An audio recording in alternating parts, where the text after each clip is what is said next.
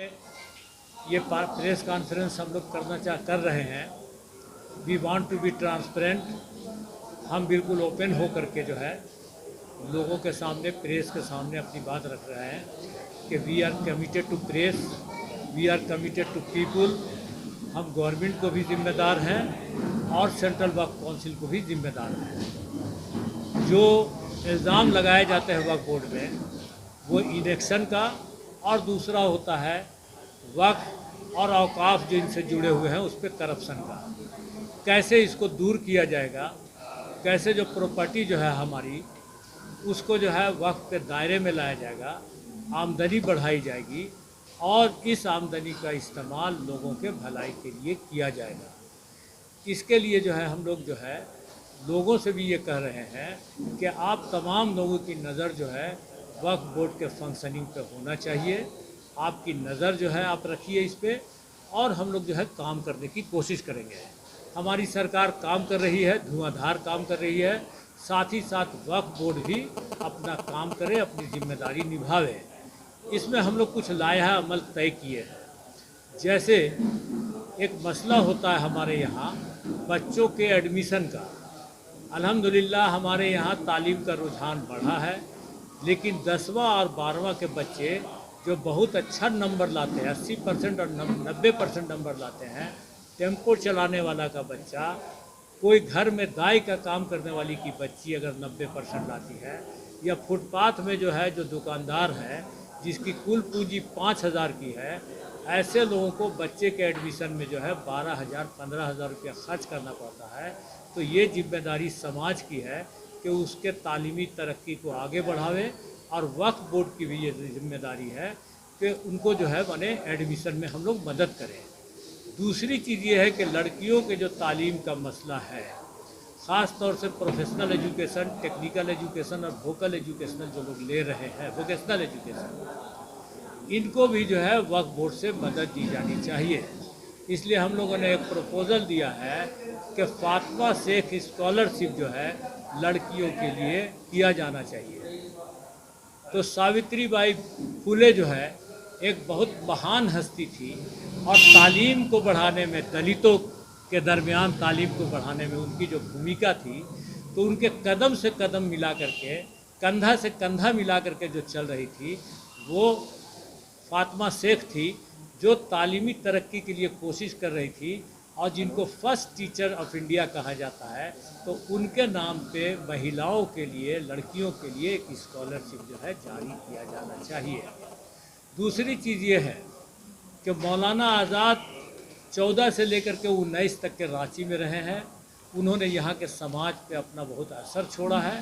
इसलिए हम लोग चाहते हैं कि मौलाना आज़ाद एजुकेशनल एंड कल्चरल सेंटर जो है रांची में कायम किया जाए, और जो मदरसा उन्होंने कायम किया था अपने दौर में, और ख़ुद से खड़े होकर के उन्होंने जो बिल्डिंग बनाई थी, आज बहुत जर्जर स्थिति में है और कमर्शियल इलाके में हो गया है।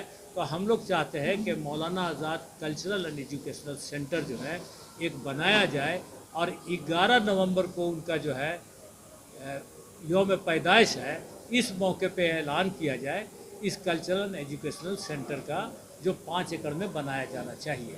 इस तरह के कई प्रोग्राम हैं, और ये प्रोग्राम जो है वक्फ बोर्ड को अंडरटेक करना चाहिए, लेना चाहिए और करना चाहिए। इसको सरकार से जो है इस सिलसिले में जो भी मदद ली जा सकती है वो लेने की हम लोग को कोशिश करनी चाहिए। इसलिए कि सरकार भी काम कर रही है, काम करना चाह रही है, काम करवा रही है। अगर हम लोग बेहतर काम करेंगे तो इंशाअल्लाह सरकार की भी मदद हमें शामिल होगी, और ये काम हम लोगों की भलाई के लिए कर सकते हैं। करने के लिए नहीं आए हैं, काम करने के लिए आए हैं। इसी वजह से आज की ये कॉन्फ्रेंस की गई है। और चूँ करके आपने देखा कि दीगर दूसरे सूबों में वक्फ बोर्ड जो है गरीब बच्चियों की शादी में भी मदद करता है, लिहाजा हम चाहते हैं कि झारखंड का वक्फ बोर्ड जो है ये भी अपने गरीब बच्चियों की शादी के लिए कम से कम जो है 10,000 रुपये जो है दे और अनुदान दे। इसी तरीके से हमारी मस्जिद के इमाम जो हैं, हमारी मस्जिद के जो मुअज्जिन हैं, जो बहुत कम तनख्वाहों पे रहते हैं, और ये वक्त की प्रॉपर्टी से उन्हें कम से कम जो है इस झारखंड में भी मस्जिद के इमामों को 5,000 रुपये और 3,000 कम से कम मुअज्जिन को दिया जाना चाहिए। हम लोगों ने इसका भी कोशिश कर रहे हैं, और हमें उम्मीद है कि हमारे 9 मेंबरान और चेयरमैन जो के साथ यकीनन इतिहास रचने का काम करेंगे हम लोग, और काम करने के लिए आए हैं। और जैसा कि अभी बीच में आप लोगों ने कहा कि आप लोग दफ्तर में नहीं है, अभी कल हमने अबरार भाई ने, रशीदी साहब ने जो डिमांड लिख के दिया है उसमें लिखा गया है बाकायदा, हम लोगों ने कहा है कि हम लोगों को एक चैम्बर दिया जाए ताकि हम लोग जाकर के बैठें और देखें। सर्वे की बात जो है, अगर वक्फ बोर्ड पैसा नहीं भी देगा तो हम लोग अपने पैसे से सर्वे करेंगे, मगर बहरहाल सर्वे करेंगे, ये सबसे बड़ा है। और मैं झारखंड सरकार का इसलिए भी शुक्रिया अदा करता हूं कि एक बहुत दिनों के बाद, मुझे तमाम तंजीमों की डिमांड के बाद, तमाम लोगों की बेचैनियों के बाद झारखंड स्टेट के सुन्नी वक्फ बोर्ड का गठन हुआ, और अल्हम्दुलिल्लाह चेयरमैन का भी इलेक्शन हो चुका है, और यकीनन ये वक्फ बोर्ड काम करेगा। मगर हम इसी के साथ झारखंड सरकार से, अपनी हेमंत सोरेन से और अपने अक़लियती अमूर के वज़ीर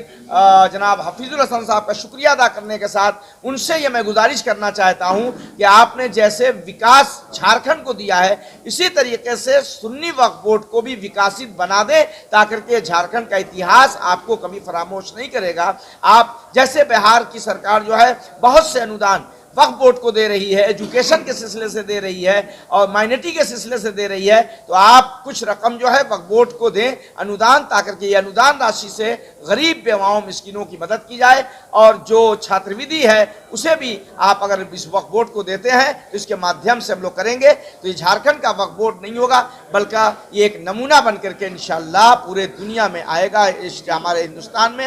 लिहाजा हम लोग काम करना चाहते हैं और काम करके दिखाएंगे इंशाअल्लाह। दर्शाया गया है उसको कानूनी तरीके से लागू कराना, वक्फ प्रॉपर्टी का एडमिनिस्ट्रेट करना, और उससे संबंधित जो शिकायतें हैं और जो भी उसको सशक्त बनाने के हम काम करेंगे। साथ ही साथ हमें वक्फ बोर्ड के रुकन के हैसियत से मुझे सरकार के राय भी लेनी पड़ेगी, क्योंकि यह कानून में प्रावधान है।